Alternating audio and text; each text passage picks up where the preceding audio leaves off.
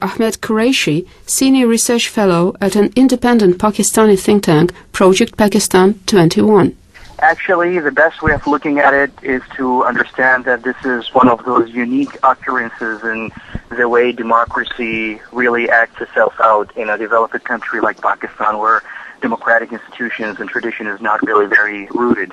Basically, what you have here is that you have a coalition government in Pakistan with three parties, and those three parties simply cannot live together, but they have to sustain the coalition government. So what they're doing is that they're acting out their differences in a violent way in the country's largest city, which is also the economic hub of the country. Basically, this is a turf war. Karachi is a very lucrative city, so to speak. It is the main, of course, seaport of the country, and it's a rich city, basically. And any political party, this is the thinking, this is the common thinking among the political parties here, any political party controlling the city, as in controlling the local government and controlling the street power, would have immense riches in terms of the taxes collected from the city, both for official taxes and the unofficial. By the unofficial, I mean many of these political parties actually have militant wings, and they intimidate traders and businessmen into paying sort of a protection fee. So this is basically a very lucrative city in that way. So now you have a government in Pakistan, which is led by President Asif Zardari, and he's sitting atop this government. But there are three political parties in this government, and three of them are actually battling it out in Pakistan's largest city. Each one of these political parties, known by their acronyms, the PPP, Mr. Zardari or late Benazir Bhutto's party, and the ANP and the NQM. The three of them are basically maintaining militant armed wings that are battling out their political differences. And basically, of course, the main victim is the people of the city itself. So, of course, you read many reports in the media. Some say this is an ethnic war because each one of the three political parties claim to represent a certain language group in the city.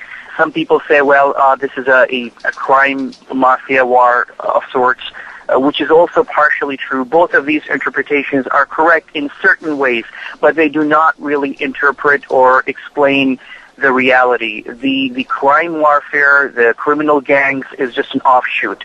The ethnic interpretation is incorrect because it is not necessary that language groups, so to speak, or ethnic groups really consider each one of these three political parties as their sole representative. That may not be the case. The political parties claim that they represent certain language groups, but the people belonging to those language groups have not really elected these parties to be their sole linguistic representative, so to speak. So it's really complicated in that sense, but to understand it in its very simple form, it's basically three political parties fighting it out for their own vested interest in the city. It's a lucrative city, and each one of these political parties, although claiming to be democratic parties, maintain armed wings that are very professional, well-armed with snipers, with actually mini militant forces that are deployed to counter the other side. Mr. Quraishi, but with the violence rising, why wouldn't the army get involved just to quell the unrest? Actually, the Pakistani army is in a bind right now. Of course, as you know, the army was in power for almost 9 years of President Pervez Musharraf's government, who was also the army chief. And so, theoretically, the army left government, or left the control of the government, only 3.5 years ago, in early 2008, when the current democratic government was elected. So the army is avoiding interference right now for 2 or 3 reasons. One is that the army knows that if it gets involved, it may have to really act very, very tough with its political parties. And this would actually mean a direct confrontation between the military and the political establishment of the country, and which would ultimately could lead to the downfall of this nascent democratic experiment in the country. That's number one.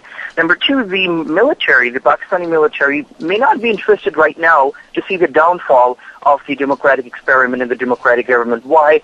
Because I think there is an understanding now within the military that the Pakistani voters, the Pakistani people, need to understand and test to the fullest extent possible the political leaders that they have voted for.